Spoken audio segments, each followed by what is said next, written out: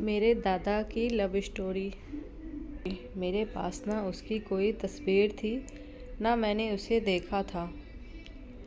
बस एक ख्याल था, राजीव सुबह सुबह ही अपना बैग पैक कर रहा है। चेहरे पर मायूसी है, लेकिन जल्दी में भी है, इसलिए फ़ोन की घंटी बार बार बजने के बाद भी उसे नहीं उठा रहा है। शायद कुछ सोच रहा है।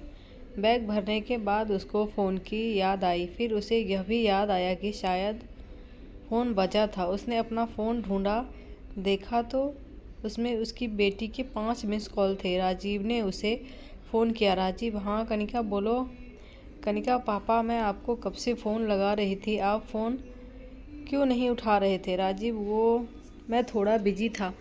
कनिका: आप घर पर है या बाहर? राजीव: अभी तो घर पर हूँ, लेकिन निकल रहा। राजीव की बात पूरी होने के पहले ही कनिका ने बोलना शुरू कर दिया। कनिका: घर ही रहना है, मैं आ रही हूँ। राजीव: आ रही हो लंदन से? ऐसे अचानक क्या हुआ? राजीव की बेटी कनिका लंदन में पढ़ाई कर रही थी।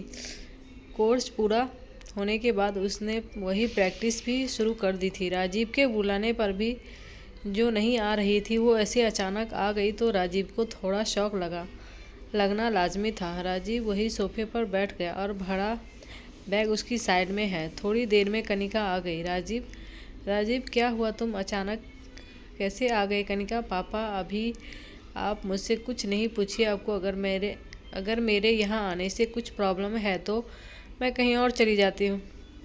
राजीव: कैसी बात कर रही हो? अच्छा ठीक है। राजीव ने अपना बैग उठाया और कहा। राजीव: ठीक है, तुम रुको, मुझे जाना होगा। कनिका: कहाँ? राजीव: पापा को मिलने जाना है। यह बोलते समय उसकी आंखों में जो उदासी थी, उससे कनिका कुछ समझी। कनिका: मैं भी आती हूँ। राजीव हल्का सा मुस्कुराया। दोनों निकल पड़े। कार में बैठे करीब 6 घंटे लगे उन्हें वहाँ पहुँचने में। राजीव के पिताजी अपने पुराने घर में ही रहते थे।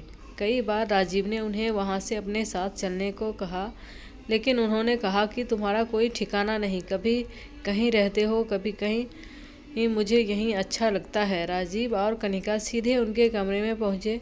वो बिस्तर पर लेटे थे। हालत थोड़ी ठीक नहीं थी।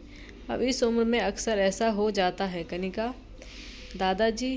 सीधा दादा से लिपट गई। दादा: अरे मेरी बच्ची, अच्छा हुआ तू आ गई, नहीं तो मुझे लगा कि क्या पता अब मुझे देख पाऊंगा या नहीं। कैसी बातें करते हैं पापा? कनिका: दादाजी, मुझे कुछ बात करनी है आपसे। दादाजी: हाँ बोल मेरी बच्ची। तब कनिका ने अपने ब्रेकअप के बारे में दादाजी को बताया। राजीव भी वहीं खड़ा सुन रहा था। उसे भी पता चल गया कि उसके यहाँ आने का कारण क्या था। यह सब सुनने के बाद दादी जी, क्या तुम आजकल के बच्चे प्यार करते हो? एक इस तेरे बाप को ही देख ले, तलाक लेकर अकेला बैठा है। लव मैरिज की थी, पता नहीं फिर कहाँ चला गया। लव, तुम मुझसे कुछ सीखे नहीं? कनिका: दादाजी, आपकी भी कुछ लव स्टोरी है? मैं तो आपसे सब शेयर करती हूँ। और आप? दादाजी: हाँ, एक प्यारी सी, जिसको सोचता हूँ तो आज भी खुश हो जाता हूँ। तू कभी मिली नहीं फुर्सत में कि तुझे सुना सकूँ। कनिका: दादी के साथ ही था या कोई और कहानी है? राजीव: कनिका, अभी दादाजी को आराम करने दो। दादाजी: अरे तू चुप कर, आराम ही करना है अब मुझे। जब तक हूँ तब तक बात करने दे। दादाजी ने कनिका को अपने पास बैठने को कहा और कनिका कहानी सुनना शुरू कर दिया। हमारे ज़माने में माता पिता शादी के पहले पूछते नहीं थे। यहाँ तक कि हमको भी नहीं पता होता था कि हमारी शादी की कोई बात चल रही है। जल्दी ही शादी हो जाया करती थी। बर्थडे, यह सब कोई याद नहीं रखता था, इसलिए उम्र का सही अंदाज़ा नहीं होता था।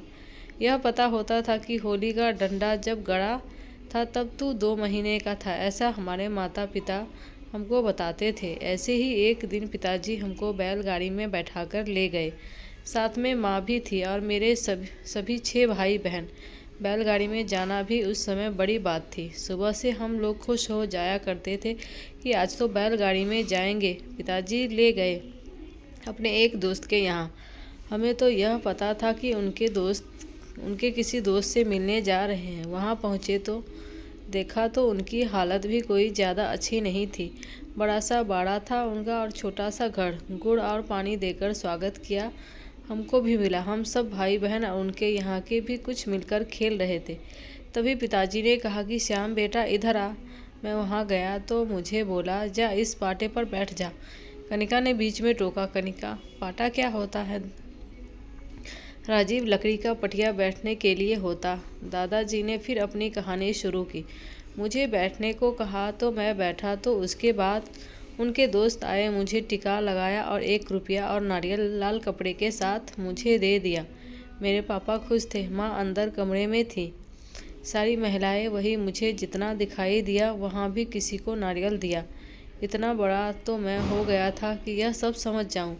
मैंने पहले भी सुना था कि फलाने ने फलाने को नारियल देकर रोका कर लिया। मुझे अब सब समझ आ गया था कि मेरी शादी होने वाली है। बस फिर उछल कूद बंद और एकदम से मैं सियाना बन गया। वही बड़ों ने शादी की तारीख 1 महीने बाद की तय की। कनिका ने फिर बीच में टोका, कनिका वो दादी थी। दादाजी, थोड़ा सब्र कर, अभी तुझे धीरे धीरे सब पता चल जाएगा। दादाजी ने फिर कहानी को आगे बढ़ाया। वहाँ से आए तो शादी की तैयारियाँ शुरू हो गई थी। गोबर से घर को लीपना, खटिया बांधना और भी बहुत कुछ छोटा मोटा जो बन सकता था। और मैं मन में खुश जवान था। हर किसी को जवानी में जो होता है वही सब ख्याल। लड़की से बात करना तो दूर, तस्वीर तक नहीं देखी थी। बस माँ बापू ने देखा, उन्होंने ही तय कर दिया। मुँह दिखाई की रस्म का मतलब हमारे ही ज़माने में था, जब करीब 5 दिन ही रह गए थे शादी में। पिताजी ने 2-4 बैलगाड़ियाँ कर ली थी, लेकिन फिर एक सुबह कुछ खुसर फुसर सुनाई दी। किसी ने आकर जानकारी दी कि तुम्हारी बहू का पैर टूट गया। उस समय कौन जाता था डॉक्टर के पास? इतना पैसा भी नहीं था। वैद्य जी जो बोला किया, उन्होंने तो चलने की कोई जिम्मेदारी नहीं ली थी। कहाँ कब चलेगी पता नहीं, चलेगी या नहीं यह भी पता नहीं। कुएं की मुंडूर से नीचे गिरी थी। नीचे टूटा मटका था, उस पर जाकर घुटना लगा। घुटना 2-3 भागों में टूट गया था। माँ को सभी महिलाएं बोल रही थी, शायद तुम्हारे भाग में नहीं है, अब शादी को मना कर दो। पहली शादी है, तुम्हारी भी उम्मीदें हैं, और अगर नहीं बहू आकर बिस्तर पर ही पड़ी रहे तो क्या मतलब ऐसी शादी का? माँ ने मन बना लिया था कि अब शादी नहीं होगी। कनिका ने फिर बीच में टोका, कनिका का मतलब वो दादी नहीं थी। दादाजी सिर्फ इसे हंसे, बोले, अब तू आगे सुन। उसी शाम को उनके दोस्त लड़की के पिता के घर आ गए। आकर बैठे, पिताजी के आगे हाथ जोड़े और कहा कि माफ़ करना, लेकिन अब यह शादी नहीं हो सकती। हमारी लड़की चलेगी नहीं, यह पता नहीं। हम आप लोगों को अंधेरे में नहीं रखना चाहते। अंदर कमरे में से माँ सुन रही थी, उनके साथ ही था। उस वक्त उनके चेहरे पर जो राहत थी वो मैंने साफ साफ देखी। मैं तो बता भी नहीं सकता कि किस हालत में था। बिना देखे ही मेरी शादी पक्की हुई और अब टूट भी रही है। सपने देखने के लिए भी एक चेहरे की ज़रूरत होती है। मेरे पास तो वो भी नहीं था। बस अपने ही ख्याल में एक चेहरा बनाया था, उसी से शादी का ख्याल किया और अब उसी से टूट जाने का ख्याल भी करना पड़ रहा था। लेकिन इतने में मेरे पिताजी बोले, क्या बात कर रहे हो महाराज, शादी है, 4 दिन में जाकर तैयारी करें, वही हमारे घर की बहू बनेगी। लेकिन वो चल नहीं सकती, ना चले तो हमारा नसीब। मान लीजिए यह घटना अगर शादी के बाद होती तो तब हम क्या छोड़ देते? शादी कर दीजिए और बच्ची को वहीं आराम करने दे थोड़े दिन। यहाँ आना जाना अभी ठीक नहीं है, जब कुछ आराम होगा तब हम ले आएंगे। पिताजी की बात से उनके दोस्त की आंखों को भी पता था कि माँ नाराज़ है, क्योंकि बर्तन की आवाज़ कुछ ज़्यादा आ रही थी घर से। लेकिन माँ की इतनी हिम्मत नहीं थी पिताजी को कुछ बोले, और मैं तो फिर क्या ही बोलता। बारात 5 दिन बाद गई, निर्धारित समय पर फेरे भी हुए। और अब मैं बताता हूँ, वो तुम्हारी दादी थी। मेरे साथ फेरे ना सिर्फ तुम्हारी दादी ने लिए, बल्कि उसके पिताजी यानी कि मेरे ससुर ने भी लिए, उसको गोद में उठाकर। कनिका बस अब शांत और चेहरे पर मुस्कान लिए सुन रही है। कनिका, फिर दादी घर कब आई? दादाजी ने फिर सुनाना शुरू किया। घर कहाँ, शादी हुई, लेकिन अभी तक चेहरा भी नहीं देखा मैंने उसका। इतना लंबा घूंघट लेकर बैठी थी। मैंने वैद्य जी से बात की थी, उससे घर वाले उसका इलाज कर रहे। मुझे पता चला कि एक जंगली झाड़ी को पीसकर उसका लेप लगाने से जल्दी ठीक होता है। मुझे जल्दी थी, इसलिए सबसे पूछता रहा। 3 साल तक उसके घर वालों और मेरे घर वालों से छिप कर उसके लिए वो पीसी झाड़ी उसके घर भिजवाता था। असर हुआ उसका मेरे प्यार और विश्वास का। 3 साल और कुछ महीने बाद वो चल पाई और फिर मेरे घर आई। कनिका सुनती रह गई। आश्चर्य से उसकी आंखें बस दादाजी को देखे जा रही थी। राजीव की आंखों में भी आंसू थे। माँ को याद कर रहा था। दादाजी, वो दिन है और उसके जाने जाते वक्त का दिन है। उसने कभी मेरा साथ नहीं छोड़ा। कभी कभी लड़ती थी तो मैं कहता था कि ज़्यादा लड़ेगी तो तेरे बाप को ले आऊँगा। उसने भी मेरे साथ फेरे लिए हैं। यह सुनकर तीनों ज़ोर ज़ोर से हंसने लगे। दादाजी को ज़ोर से खांसी आने लगी तो राजीव ने कहा, बस कनिका, अब इन्हें आराम करने दो, रात भी हो गई है। कनिका ने जाते जाते कहा, कनिका, वाह दादाजी, क्या बात है, मान गए कि आप गए। आपको कल आगे की कहानी सुनाना। कनिका ने सोचा कि आगे और कहानियाँ दादाजी से सुनेगी। अगली सुबह दादाजी नहीं रहे। अचानक ही किसी को बिना बताए, बिना परेशान किए चुपचाप इस दुनिया से चले गए।